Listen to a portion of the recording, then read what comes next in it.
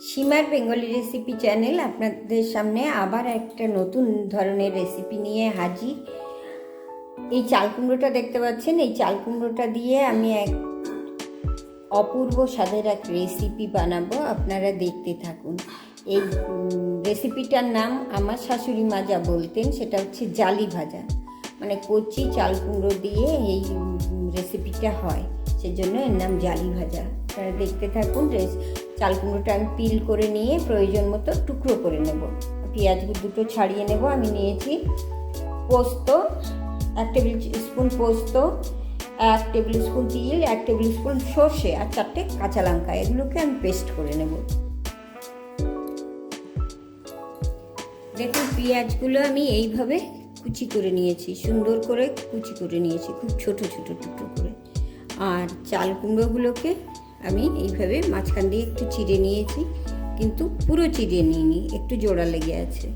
এইভাবে চাল কুমড়োগুলো একটু বীজ বেশি হয়ে গেছে, তো আর একটু কচি থাকলে বেশি ভালো হতো। করে হয়েছিল, দেখতে পাইনি, আমি নিয়েছি। যাই হোক, আপনারা পারলে আর একটু কচি চাল কুমড়ো নেবেন। তো আমি এই চাল কুমড়োগুলোকে একটু নুন মেখে ভাপিয়ে নেব, আর এগুলোকে সব একসঙ্গে মিক্স করে একটু কাঁচা তেল দিয়ে মেখে নেব। আমি একটা ডেকচিতে খানিকটা জল নিয়েছি, উনুনে আমি বসিয়ে দিলাম, উনুনটা অন করে দিলাম। এর উপরে একটা ছাঁকনি দিয়ে দিলাম। চাল কুমড়োগুলোতে আমি প্রয়োজন মতো নুন দিয়ে দিচ্ছি। নুন দিয়ে একটু হলুদ দিয়ে আমি এটাকে মেখে ভাপিয়ে নেব।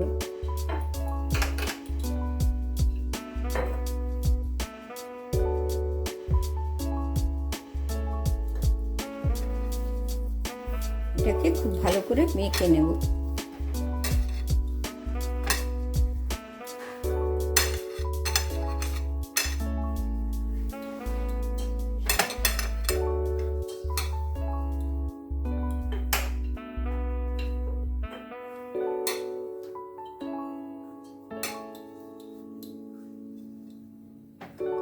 সবগুলোকে এভাবে নুন হলুদ দিয়ে দুপাশ ভালো করে মেখে নেব।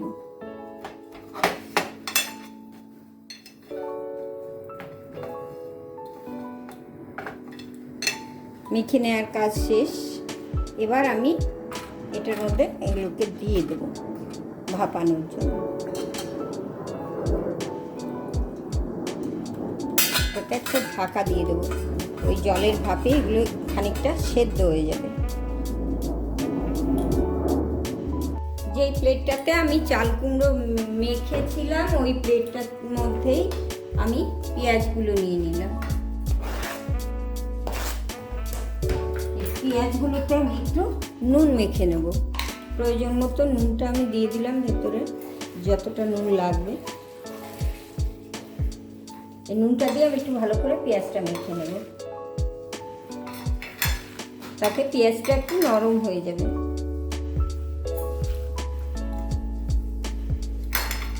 এরপরে আমি পেঁয়াজের সঙ্গে পোস্ত আর তিল বাটাটা দিয়ে দিলাম। এর সঙ্গে সর্ষে লঙ্কা বাটাটাও আমি নিয়ে নিলাম।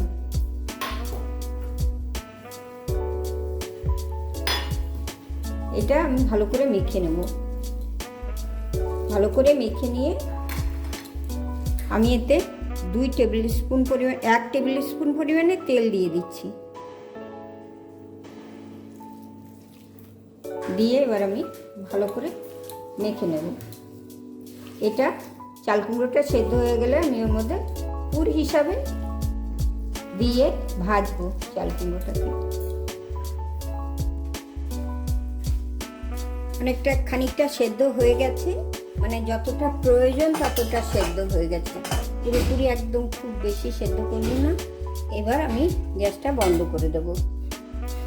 পরে ঠান্ডা হলে ওটাকে পুর ভরবো।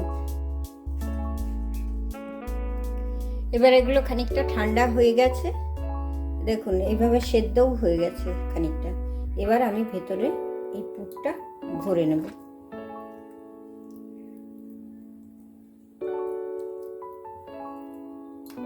এই পুরটা ভরে তারপরে আমি তেলে ভেজে নেব। আপনারা যদি এই পুর ভরার পরে ব্যাটারে ডুবিয়ে বড়ার মতো ভাজতে চান তাও হবে, সেটা করলেও ভালো লাগে। তো আমি এমনিই ভাজবো।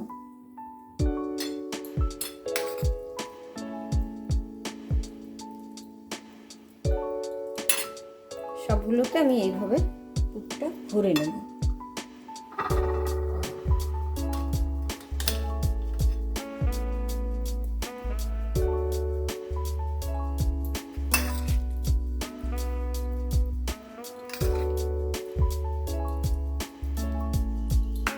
দারুণ লাগবে খেতে, এটা গরম গরম ভাতের সঙ্গে মেখে খেতে খুবই ভালো লাগবে।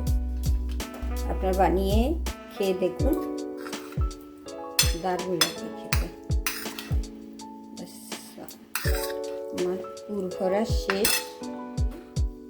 আমি কড়াইতে তেল দিয়ে দেব, 1 টেবিল স্পুন পরিমাণে তেল দিয়ে দিলাম, খুব বেশি তেল লাগবে না।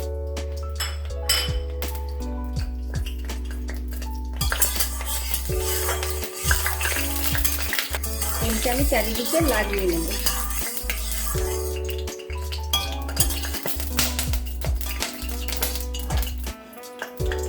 তেলটা গরম হয়ে গেছে, আমি এর মধ্যে একটু জিরে ফোড়ন দেব যাতে ভাজাতে একটা সুন্দর গন্ধ আসে। জিরে ফোড়ন দিয়ে দিলাম। জিরেটা ভাজা হয়ে গেছে, ফোড়নটা ভাজা হয়ে গেছে। আমি এবার এই পুর ভরা চাল কুমড়োগুলো দিয়ে দেবো। এবার এক এক করে আমি ভেজে নেব এইভাবে।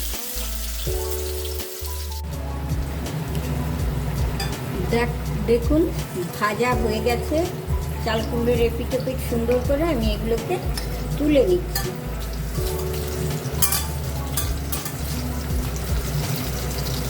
এটা একটু কম আছে, এটা আর একটু কম আছে।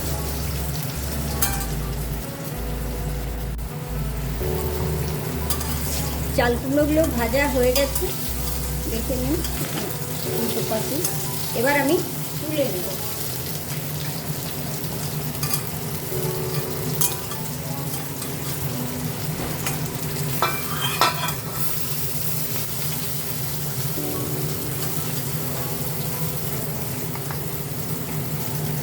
এবার বাকি দুখানাও আমি ভাজতে দিয়ে দেবো।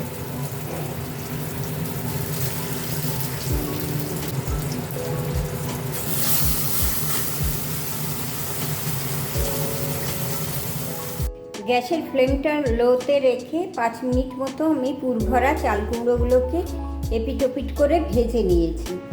এখন দেখুন এরকম হয়েছে। এই গোটা চাল কুমড়োটাই ভাতের সঙ্গে একটু একটু করে মেখে মেখে খেতে দারুণ লাগবে গরম ভাতের সঙ্গে। এই রেসিপিটা আমার শাশুড়ি মায়ের কাছ থেকে শেখা, ননিবালা মল্লিক, তার কাছ থেকে শেখা। ভিডিওটা যদি আপনাদের ভালো লাগে তবে লাইক, কমেন্ট ও চ্যানেলটা সাবস্ক্রাইব করতে ভুলবেন না। শেয়ারও করুন, পাশে থাকুন।